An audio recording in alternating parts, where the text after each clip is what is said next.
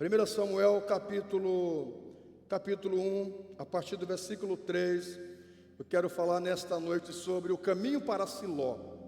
O caminho para Siló. 1 Samuel capítulo 1, versículo 3. Os irmãos que estão em casa, muita gente agora ao vivo, acompanhando o nosso culto, sejam muito bem-vindos. Que Deus possa abençoar cada querido que está acompanhando a nossa transmissão ao vivo. Vamos lá, 1 Samuel capítulo 1, a partir do 3, que diz: Subia, pois, este homem da sua cidade de ano em ano a adorar e a sacrificar ao Senhor dos exércitos em Siló. Estavam ali os sacerdotes do Senhor, Ofni e Finéias, e os dois filhos de Eli. E sucedeu que no dia em que Eucana sacrificava, dava ele porções a Penina, sua mulher, e a todos os seus filhos e todas as suas filhas. Porém, a Ana dava uma parte excelente, porque amava a Ana, embora o Senhor lhe tivesse encerrado a madre. E a sua rival excessivamente a provocava para a irritar, porque o Senhor lhe tinha encerrado a madre. Assim fazia ele de ano em ano, sempre que Ana subia à casa do Senhor, e a outra a irritava, por isso chorava e não comia. Então Eucana, seu marido, lhe disse: Ana, por que choras? Por que não comes? Por que está mal o teu coração? Não te sou melhor do que 10 filhos? Então Ana se levantou, depois de comerem e beberem em Siló, e Eli, sacerdote, estava sentado numa cadeira, junto ao pilar do templo do Senhor. E ela, pois, com amargura de alma, orou ao Senhor e chorou abundantemente. E fez um voto, dizendo: Senhor dos exércitos, se benignamente atentares para a aflição da tua serva, e de mim te lembrares, e da tua serva não te esqueceres, e a tua serva deres um filho homem, ao Senhor o darei todos os dias da sua vida, e sobre a sua cabeça não passará navalha. Essa é a palavra de Deus. Essa é a palavra de Deus. Queridos, caminhos de Siló, não é? Por que eu pensei nessa pregação, caminhos de Siló? Porque primeiramente o texto nos chama a atenção de que o quanto Ana, ela juntamente com seu marido, ela fazia anualmente o que tinha que ser feito, que era subir para Siló, que era ir para Siló, que era caminhar para Siló, apesar de todas as circunstâncias que ela estava passando.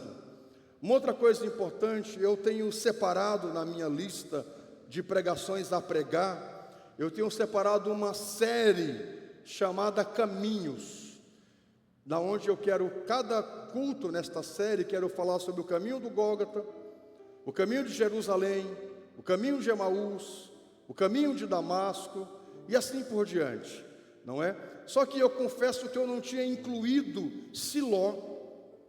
A inspiração veio quando a Isabelle, a minha filha que vocês conhecem, pregou aqui no mês passado, não é?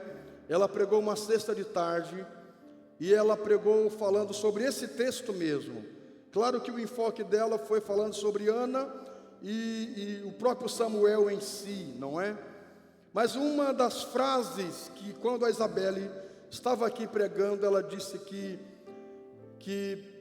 precisávamos caminhar o caminho para Siló, que apesar de qualquer situação, precisávamos seguir indo para Siló. E eu fiquei pensando, poxa, isso dá uma mensagem bacana. E eu confesso que me inspiro em muitas pessoas para pregar, pregadores, e um deles é o próprio Spurgeon, não é? O príncipe dos pregadores. Mas eu nunca supunha na minha vida que um dia minha filha seria inspiração para que eu viesse pregar uma palavra. Então, nesta noite, estou muito feliz, com meu coração radiante, tendo o Espírito Santo como aquele que nos dá a revelação da palavra, mas tendo pessoas que lhe inspiram, não é? Em alguma situação na vida, nesse caso, a minha própria filha, quando ela pregou um dia desses aqui na igreja. Então, aí veio a inspiração. Então, estou bem feliz nesta noite em poder trazer para você, da parte do Senhor, esta palavra. Sabendo que, primeiramente, os caminhos, eles não são fáceis na vida, não é? Os caminhos que conduzem a um lugar, dependendo do caminho que você toma, do trajeto que você toma, não é fácil. Embora o caminho leve a um destino, não é? Para nós chegarmos a um fim, nós precisamos tomar um caminho, tomar uma direção, tomar uma via de ação para chegarmos no fim. Para você chegar aqui hoje, você tomou alguns caminhos para chegar até aqui nesse culto agora à noite. Algumas pessoas, eles dizem que todos os caminhos levam a Deus. E nós sabemos que não, todos os caminhos não levam a Deus. Apenas um caminho leva a Deus. Apenas um caminho leva ao Senhor. E quem leva esse caminho é o Cristo. Porque Ele disse: eu sou o caminho, eu sou a verdade e eu sou a vida. E ninguém vai ao Pai senão por mim. Então Jesus é o caminho. Você pode aplaudir o caminho? Por favor, faça isso. Não, com alegria, vamos lá. Com alegria. Que coisa boa. Outra coisa importante que eu quero que você já vá gravando, de que os caminhos são complexos, não é? Durante a nossa existência como caminho, a nossa vida nesse mundo como caminho, não é tão simples assim. Você chegar aonde chegou, no nível da sua vida, seja no aspecto profissional, espiritual, familiar, pessoal, no seu caminho surgiram muitas situações complicadas. O caminho que você tomou para chegar até aqui, com certeza houveram situações que você pensou em sair do caminho, em desistir da própria existência, da própria vida. Ninguém, para chegar a um fim, chega como que sem pagar um preço. A vida por si só é essa vida com caminhos, com muitos desafios, com muitos imprevistos, com muitas curvas, com muitos obstáculos. O caminho da vida, meus irmãos, não é tão simples assim. E é por isso que alguns seres humanos, que eles faltam um pouco de estrutura, eles piram, porque não conseguem entender a complexidade da vida. E quando se deparam com os dilemas que a própria vida apresentam, eles não têm condições de suportar, não sabem como se sair, como superar. Como diz o gaúcho, se desvencilhar. Eu achava essa palavra muito interessante quando cheguei aqui no sul. Se desvencilhar, se desamarrar, não é? Das questões que a própria vida nos apresenta. Se nós não formos pessoas determinadas, que têm um foco e que acima de tudo tem a Deus, nós ficamos amarrados aos problemáticas dessa vida. E é por isso que muitas pessoas não conseguem viver uma vida plena, porque eles ficam amarrados aos dilemas que se apresentam durante o caminho. Escute uma coisa, queridos, essa história é a história de uma mulher que anualmente ela caminhava até Siló. Eu acho que quantos quilômetros tem daqui para São Pedro? 32? Quem sabe dizer? 30 e poucos? 35?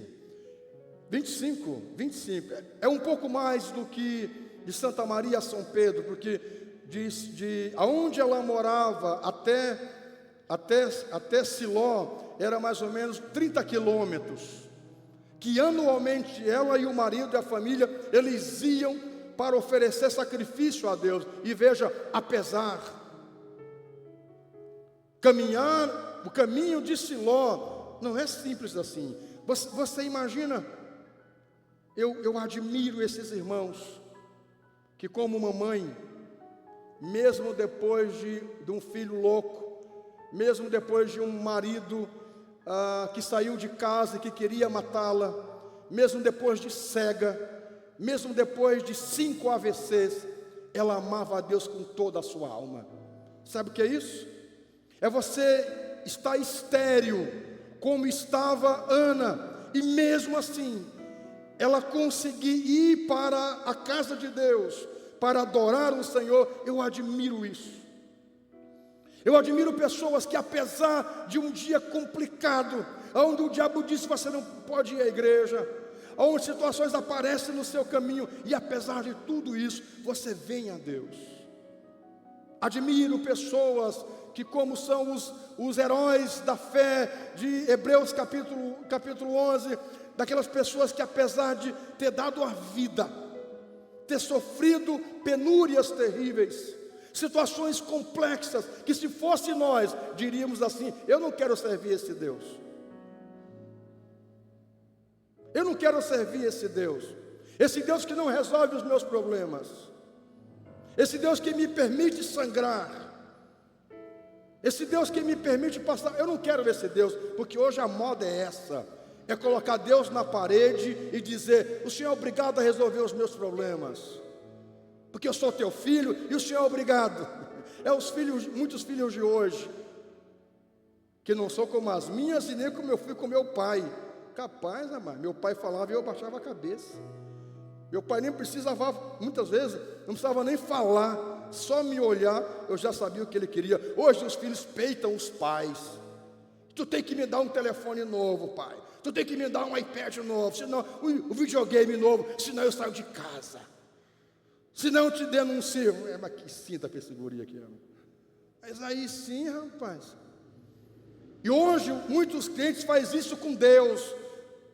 Esse evangelho da porta larga. Pois é, Deus, o Senhor tem que me abençoar, porque eu dou o dízimo, porque eu oferto, o Senhor é obrigado. Deus não é obrigado a fazer isso por nós, meus irmãos. Eu admiro, na verdade, pessoas como Ana, que apesar de uma vida estéril, apesar da vergonha constantemente, da humilhação permanente, de ser zombada dentro da própria casa, anualmente, ela seguia o caminho para Siló. Ela fazia o que tinha que ser feito, que era ir anualmente adorar a Deus. Essas pessoas têm a minha admiração. Nessa noite eu quero que você guarde isso no seu coração, que apesar de qualquer situação, Deus está te abençoando, amém, siga firme para Siló. Você está passando por lutas, pois bem, vinha se arrastando, mas siga para Siló, faça o que tem que ser feito. Você pode aplaudir ao Senhor? Vamos lá, faça isso com alegria. Digam amém. A Bíblia vai dizer, queridos, que todos os anos esse casal, essa família subia para Siló. E Ana, todos os anos, era humilhada pela sua rival, Penina. É óbvio que aqui se apresenta um episódio que não era o que Deus tinha separado para o homem. Embora a lei permitia que 2 mulheres, sempre vai dar problema, não é? Quando a coisa não está no equilíbrio. Quando nós não estamos no equilíbrio, no centro da vontade de Deus, as coisas não saem de acordo como o próprio Deus queria, e às vezes como nós queríamos também. Esse homem, no entanto, tem 2 esposas, e a Penina passa sempre a humilhar a Ana, sempre a trazer sobre ela uma humilhação, anualmente isso. Até que um dia, depois de lamento, de choro, dela não querer comer, o marido vem e diz assim: por que você está desse jeito? Por que você está assim? Você não precisa estar assim. Ele sabia do dilema dela, mas ele libera um gatilho importante ali. Ele traz uma palavra importante para ela como marido. Ele diz assim: porventura eu não sirvo para você melhor do que 10 filhos? Do que 10 filhos? Quando nós lemos o texto, a Bíblia diz que depois dessa palavra que Eucana diz para ela, se colocando na condição de que, além de fazer para ela a mais do que ele fazia para a Penina, porque ele dava uma porção a mais para ela, para demonstrar o amor dele. Mas veja o quanto palavras são importantes, o quanto palavras podem produzir vida e podem produzir morte. Eu creio muito em Provérbios 18:21, quando diz que o poder da vida e da morte está na língua, e aquele que ama comerá do seu fruto. Quando Eucana diz: porventura eu não sou melhor para você do que 10 filhos, aquela palavra para Ana produziu nela uma reação poderosa, porque ela se levanta, ela vai comer e depois vai adorar o Senhor e vai para o tabernáculo para ter um momento com Deus, e falaremos mais adiante. Escute uma coisa: nós precisamos produzir em nossos filhos, nós maridos, homens que aqui estamos, em nossas esposas, palavras de incentivo. Queridos, um homem pode ser bem sucedido em todas as áreas da vida, mas se ele não for respeitado dentro de casa, isso é um problema. Uma mulher pode ser uma executiva de alto nível, uma profissional de alto nível, mas ela chega em casa, o marido olha e diz: você não presta para nada, você não é nada, você não tem potencial de nada. Isso destrói essa mulher.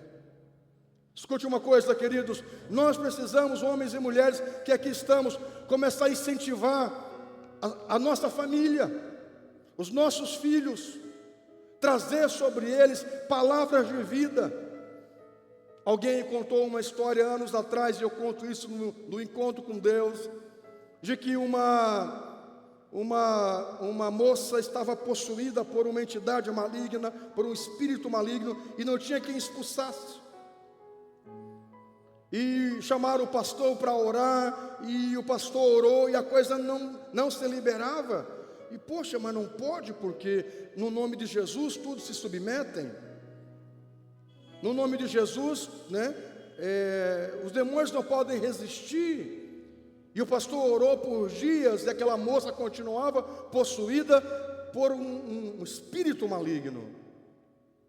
Até que ele foi orar a Deus para entender o que estava acontecendo. E ele começou a perceber, todas as vezes que ele ia lá orar pelaquela moça, a cara carrancuda daquela mãe, aquele rosto, aquele semblante iracundo, pesado, fechado, porque o rosto de alguma maneira transmite a alma. A pessoa ela até pode querer disfarçar, não é? Mas não adianta, a gente olha, ainda mais pessoas experientes ou pessoas que têm o Espírito Santo, olha para alguém e vê o estado de alma do indivíduo, só no olhar para a pessoa. Aí ele olhou e viu aquele semblante carregado, pesado, iracundo. Ele disse: minha senhora, como é que é a sua relação com a sua filha? Como é que é a sua relação? Ela disse: a pior possível. A pior possível. Como assim, minha senhora? Me conte, o que houve que fez ela ficar dessa maneira? E a senhora disse: olha, pastor, eu estava encerando a casa, passei uma manhã encerando a casa, e aí ela me chega com 2 litros de leite de vidro, e desliza na cera, e me espalhou aquele leite em toda a sala. Fiquei tão braba, tão chateada, que eu disse assim: tu é louca, tu é doida, o diabo que te carregue, o diabo que te carregue. E a partir disso ela ficou assim. Aí o pastor disse: está aí então, a senhora como mãe tem autoridade sobre o filho, sobre a sua filha. A senhora, como a mãe, tem autoridade sobre o filho. O que um pai e uma mãe, um pai, minha gente, uma mãe, uma pessoa de autoridade, pode desgraçar um filho por toda a vida. Só se Deus entrar muito no meio para fazer uma obra, porque palavras marcam pessoas por toda a vida. Palavras estruturam e palavras desestruturam. Palavras levantam e palavras derrubam. E o pastor disse: então está aí o segredo.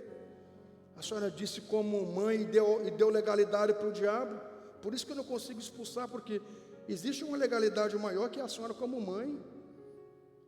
A senhora disse: o diabo que te carregue, sua doida, sua louca. Para que a sua filha fique liberta, a senhora precisa desfazer o que disse, precisa anular o que disse, porque palavras são poderosas. Meus irmãos, a gente fala palavras, elas ficam ecoando no nosso subconsciente, até uma produção psicológica no indivíduo. Você imagina espiritual, porque a palavra é como uma semente. Você lança a palavra, ela vai colher, ela vai produzir, aliás, é certo. Então escute uma coisa, nós precisamos nesse momento, e aqui eu admiro Eucana, porque ele trouxe uma palavra que liberou o espírito de Ana. Eu amo você, você é importante para mim. Porventura eu não valo mais do que 10 filhos. Ali ela compreendeu o quanto ela era admirada. Nós precisamos, meus irmãos, os amigos, irmãos, filhos, a começar da casa, abençoá-los, parar de dizer que eles são vagabundos, que não presta, que não tem valor, que é danado, porque danado quer dizer condenado ao inferno.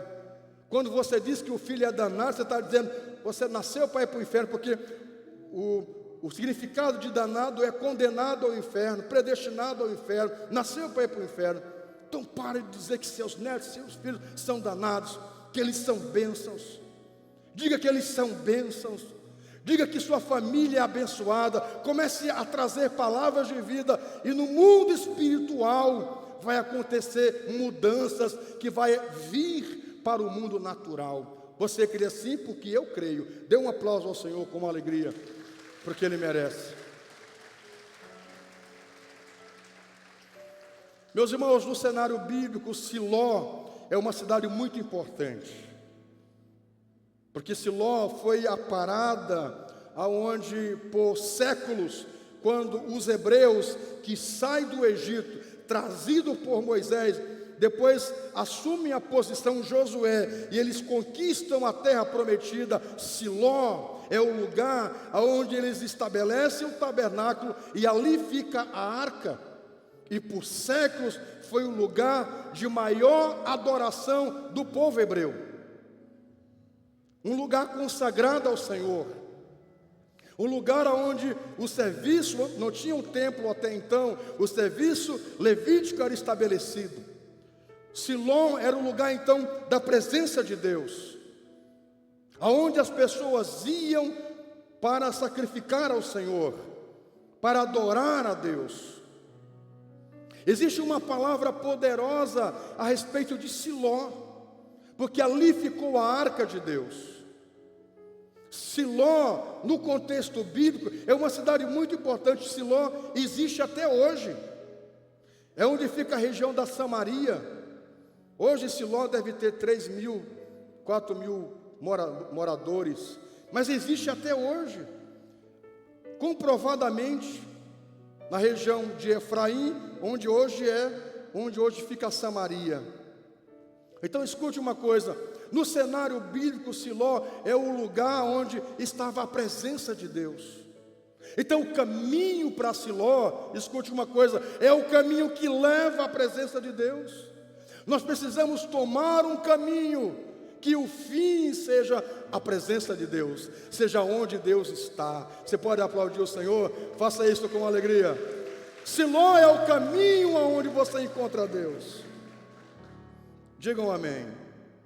Veja a condição de Ana, quando ela vai subir anualmente para Siló. O texto diz, amargurada. amargurada. Queridos, a amargura na alma de uma pessoa, ela produz doenças físicas, além de transtornos psicológicos. Uma pessoa amargurada, diz a Bíblia, que dói até os ossos. A Bíblia diz isso, que uma alma amargurada dói até os ossos. Muitas das doenças que hoje elas são físicas, elas são oriundas da alma. Pessoas com uma mente transtornada, com uma alma inquieta, com o espírito abatido, e todos os acontecimentos aqui que ela faz é exatamente aquilo que uma pessoa faz quando está com uma alma amargurada, que é chorar muito, que é não querer comer, que é não querer desfrutar da vida. É terrível alguém que está passando pelo vale da amargura. É terrível isso. Não é apenas uma chateação, não é apenas uma, me chateei aqui porque o cara bateu no meu carro, me pechou aqui na rua. Não é isso, é de algo profundo, é de algo contínuo, é de tempos. Aquilo vem me trazendo mal. O cara vai lá, arruma o carro, troca o carro, perfeito, passou a chateação. Não é isso. Você troca de roupa, mas aquilo continua em você. Você toma remédios, mas aquilo continua em você. Amargura na alma. Isso aqui foi uma provocação de anos. Meus irmãos, nós precisamos produzir suporte para as pessoas que estão amarguradas, sejam por causa de muitas vias, uma perda irreparável, uma situação desastrosa na vida, uma humilhação constante, situações crônicas na vida, que pessoas, quando estão diante dos amigos, eles brincam, eles riem, mas quando eles estão sozinhos e se trancam no quarto, eles choram amargamente, e o pensamento suicida é constante na mente. Nós precisamos orar por pessoas assim. Nós precisamos ficar atento com pessoas assim à nossa volta. Pessoas que, se há alguém aqui nesta noite com a alma amargurada, você está no lugar certo. Você está em Siló, digam amém. Porque Siló é o lugar da presença de Deus. Você pode aplaudir o Senhor, por favor, porque você está em Siló. Você caminhou até Siló. A condição dela é uma alma amargurada. Preciso correr aqui por causa do horário. Depois, ela está com a alma amargurada. Ela faz uma coisa importantíssima. Ela ora ao Senhor. A ação dela foi orar ao Senhor. A Isabelle, quando pregou um desses dias, eu achei isso muito bacana, e foi dela, ela que montou a pregação. Eu não ajudei nada, nem a mãe dela, e ela trouxe uma mensagem muito bacana, e ela disse, uma parte, ela disse assim, que não adiantava a Ana ficar só chorando, ela tinha que fazer alguma coisa. Isso é verdade. Nós precisamos em nós tomar atitudes. Sabe, queridos, parar de... Você está desempregado, meu irmão? Está desempregado? Pega a camisa, remanga, levanta cedo e vai atrás do emprego. Você ficar em casa chorando, lamentando, Deus não vai resolver teu problema. Fechou todas as portas, ora a Deus para te dar uma estratégia.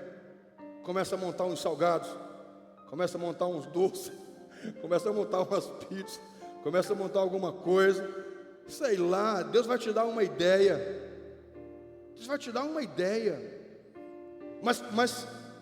Mas esteja disposto para a ação. Ficar com os braços cruzados, lamentando, nada vai acontecer na sua vida. A gente precisa tomar uma ação. E a primeira ação não envolve pessoas. O nosso problema é que acontece um dilema conosco, nós corremos para o pastor, nós corremos para o amigo, nós corremos para o conhecido, e não corremos para Siló, não corremos para Deus. Ana, ela vai orar ao Senhor. Ela chegou, não procurou o sacerdote ali. A Bíblia diz, nós lemos, o sacerdote estava do lado de uma cadeira sentado, observando ela, e ela vai orar ao Senhor. Nós precisamos ter uma tomada de atitude, e a nossa ação deve ser, primeira, orar ao Senhor, buscar o Senhor. Clama a mim, diz o Senhor, clama a mim, e responder-te-ei, e anunciar-te-ei coisas grandes e firmes que não sabes. Clame ao Senhor, igreja. Ore ao Senhor, igreja. Busque a Deus, meus irmãos. A igreja está aberta de terça a domingo, direto, de manhã, tarde, noite. Vem aqui orar. Embaixo desse altar aqui, ó, embaixo do altar aqui tem uma sala de oração. Vem orar. Embaixo do altar, enquanto estou aqui pregando, tem alguém lá embaixo orando por mim, orando pelo culto. Escute uma coisa, vem orar, querido. Vem orar. A igreja tem vários horários de oração. Vem orar. Venha buscar a Deus. Você pode vir, entra aqui do lado, deixa o sapato ali, porque a gente entra descalço e vai orar. Venha buscar a Deus. Está difícil, está com amargura na alma. Você pode procurar o pastor. Nós temos uma equipe pastoral aqui e nós atendemos o dia inteiro aqui na igreja, nos revezando a nossa equipe pastoral. Nos procure, mas acima de qualquer coisa, busque o Senhor. Aprenda a buscar de Deus. Aprenda a ir para Siló. Nunca alguém que chegou diante de Deus foi desamparado. Aqui tem gente com testemunho disso. Situações complicadas, com levantes do inimigo, situações difíceis, e você foi a Deus, e você foi a Siló, e você foi a oração, e quando você levantou, você teve a resposta do Espírito Santo, você teve a resposta de Deus. É isso que vai acontecer na sua vida. Nós vamos invocar daqui a pouco o Deus vivo, e Deus vai olhar para você e vai lhe produzir um milagre. Você crê assim? Dê um aplauso ao Senhor com alegria. Ele merece. O mais forte que você puder, o mais animado que você puder. Aleluia. E ela faz uma coisa importante depois de orar. Ela faz uma coisa que é bom nós fazermos. Agora sim, não como uma lamentação, mas como descarregando a alma na presença do Senhor. Nós lemos que depois que ela estava orando a Deus, ela chorou muito. Ela chorou na presença de Deus. Você sabe por que às vezes a gente ora aqui na igreja e nós desligamos a luz central? Para que os irmãos não fiquem envergonhados quando ora e quando chora. Meus irmãos, quando a gente ora diante de Deus e chora, é como se descarregasse a nossa alma. Eu que sou uma pessoa que tenho muita dificuldade para chorar, mas muita dificuldade para chorar, como eu preciso orar para que eu possa me derramar diante de Deus com as minhas lágrimas. E isso me traz um bem-estar extraordinário. Nós precisamos chorar na presença de Deus, porque isso traz um alívio. Tem gente que está com uma pressão, sabe? Aqui um bolo aqui, sufocada, sabe? Aquela coisa oprimindo, apertando por dentro. Já está somatizando a angústia. Você precisa chegar diante de Deus. O psiquiatra dos psiquiatras, o psicólogo dos psicólogos, e derramar sua alma e dizer: olha para mim, Senhor. Oh, olha para mim, Senhor. O Senhor está vendo a amargura da minha alma. O Senhor está vendo o levante de penina contra mim. O Senhor está vendo a minha situação, Senhor. Sabe? E você se derramar. Não tenha vergonha de chorar na presença de Deus, porque a Bíblia diz que bem-aventurado são os que choram, porque eles serão consolados. Oh, Deus está falando com alguém aqui nessa noite, dizendo para você: bem-aventurado são os que choram na minha presença, porque eles serão consolados. Você pode aplaudir o Senhor? Faça isso com alegria. Deixa eu ir encerrando. Um outro dia eu quero continuar essa mensagem. Deixa eu ir encerrando. E ela faz a quarta coisa importante. Ela faz votos com Deus. E ela faz um voto com Deus, dizendo: se o Senhor me der um menino, e ela é específica. Ela não disse um filho, ela disse um menino. Deus sabe o de nós, mas Deus quer que você seja específico. Quando eu orei a Deus um dia pela minha esposa, eu fui específico. A minha mulher é exatamente como eu orei. Não é diferente, exatamente, em todos os aspectos. Em todos os aspectos. E esses dias eu disse para um jovem, falando sobre casamento, eu disse isso para ele. E meu aspecto principal foi amar a Deus acima de todas as coisas. Minha mulher ama o Senhor. Amar a Deus. Ela ama Ele mais do que a mim. E eu fico feliz por isso. Eu fui específico com Deus. E Deus deu-me exatamente como eu queria. Sem tirar mais nada, acrescentar mais nada. Ana foi específica com Deus. O nosso problema, a gente não sabe o que é da vida. Um dia a pessoa torce para o Grêmio, um dia torce para o Inter, um dia está na igreja, outro dia está na macumba, um dia está no centro espírita, um dia está no carnaval, um dia está aqui, um dia está lá, um dia está na igreja, outro dia está no mundo. Que é isso? Que bagunça é essa? Está brincando com Deus? Está fazendo de Deus palhaço? Não, meu irmão, nós temos que ter posição, saber o que é da vida. E assim que é. A gente parece que está naquela idade que não sabe o que é da vida. Não sei se é você médico, se é você psicólogo, se é você pastor. Rapaz, eu desde cedo sabia o que eu queria. Desde quando Jesus me batizou com o Espírito Santo, com 9 anos de idade, eu sabia que eu queria ser pastor a vida inteira. Tem gente que fica nesse conflito, não sabe o que é da vida. Tome uma posição hoje. Ela faz um voto com Deus específico e diz: se o Senhor me der um filho, eu devolverei para o Senhor. Ela faz votos. Meus irmãos, eu acredito nos propósitos, nos votos com Deus. Eu cresci vendo uma mãe fazer voto com Deus, e eu creio nos votos. Para mim os votos funcionam, meus votos com Deus. Senhor, se o Senhor me dá graça, não é troca com Deus, é propósito. Se o Senhor me dá graça em tal situação, eu vou fazer um culto de ação de graça. Eu vou levar uma oferta especial na tua casa. Eu vou dar o testemunho. Comigo os votos funcionam. Funcionaram com Ana. Com mamãe toda a vida eu vi funcionar. Eu creio nos votos. Eu creio em fazer propósito com Deus. Deus honra os propósitos.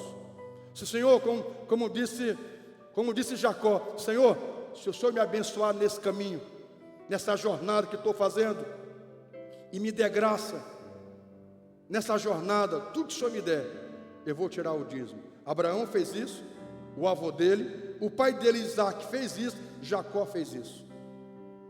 Voto, propósito.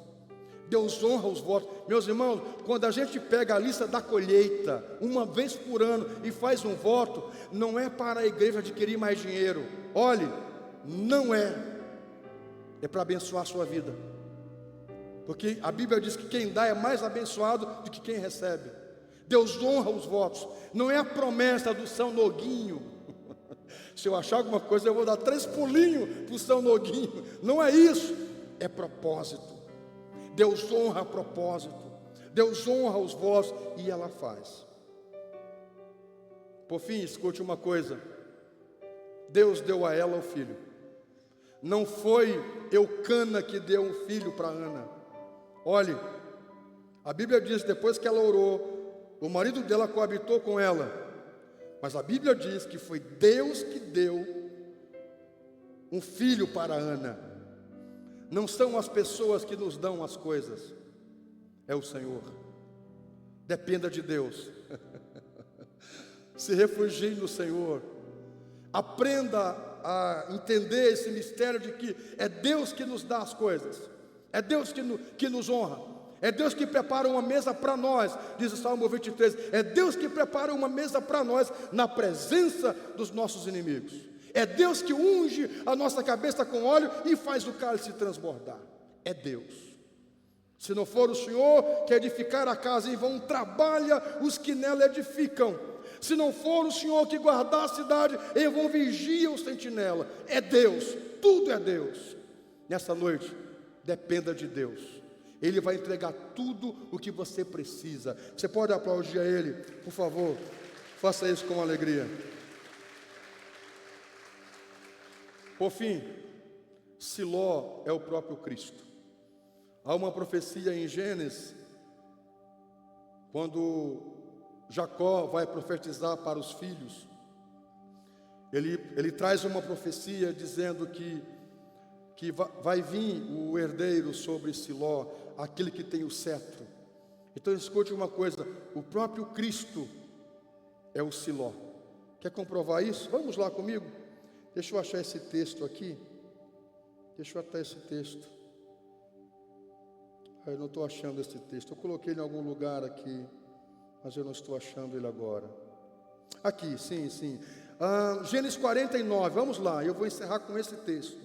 Gênesis 49, 10. Gênesis 49, 10 diz: o cetro não se arredará de Jacó, nem o legislador dentre os seus pés, até que venha Siló, e a ele, com E maiúsculo, e a ele se congregarão os povos. Jesus é Siló. Gênesis 49, 10. Jesus é Siló. Jesus é o próprio Deus. Jesus é a presença de Deus. É o lugar onde todas as pessoas vão até Ele e dependem dEle. Jesus é Siló. Siló é o lugar de honra, porque Ana foi honrada em Siló. Siló é lugar de restauração, porque em Siló a vida de Ana foi restaurada. Siló é lugar onde a tristeza dá lugar à alegria. Siló é o lugar onde a humilhação dá lugar à exaltação. Por fim, Siló é o lugar onde a esterilidade dá lugar à fertilidade. Se há uma morte na sua alma, no seu espírito ou no seu ventre, seja onde for, nesta noite eu creio que você está em Siló, porque Jesus está aqui e nós estamos nele, e nele a vida vai produzir vida em você. Milagres nesta noite irão ser produzidos no seu interior. Diga que assim seja. Se coloque em pé em nome do Senhor. O caminho para Siló. O caminho para Siló. Cristo é Siló. Feche os olhos. Vamos orar ao Senhor. Eu quero que você que está em casa acompanhando esse culto. Eu vou para essa câmera, Maurício. Para essa câmera. Você que está em casa. Se você é estéril, coloque a mão no seu ventre. Se você tem uma doença humanamente incurável, se você pode, coloque a mão acima dela. Se você está numa situação complicada, coloque a mão ao altura do seu coração, você que está em casa, e ore comigo agora, porque o Siló vai trazer cura para você. Jesus vai produzir um milagre em você. Você que está aqui na igreja, precisa de um milagre de Deus, como Ana em Siló teve sobre a sua vida. Permita que nesta noite Jesus possa produzir vida sobre você. Se a sua alma está estéril, se o seu ventre espiritual está estéril, receba vida agora. Seja fértil. Amado Senhor, eu oro nesta noite em prol de todos que estão aqui no Templo das Nações e acompanhando esse culto agora.